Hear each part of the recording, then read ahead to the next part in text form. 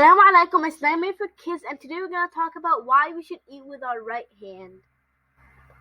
Eating with your left hand can get you sins, as Prophet Muhammad said, when one of you eats, let him eat with his right hand. When he drinks, let him drink with his right hand. Really, the devil eats and drinks with his left hand.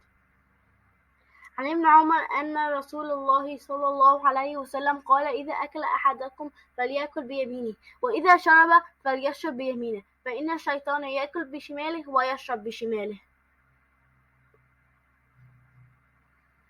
If you do this, then you will have a huge increase in hasanat, which is rewards. You will act different from the shaitan, which is the devil, and Allah will love you, which will lead to more good deeds. As you can see, doing such simple things can do a lot. What if we forget? If you forget, it's okay. Just try to remember to get those hasanat and amazing rewards. But don't do it on purpose, or else you won't be following the sunnah.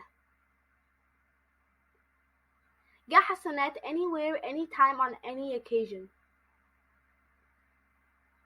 Thanks for watching. Don't forget to like, share, comment, and subscribe for even more hasanat. Assalamu alaikum. Created using Powtoon.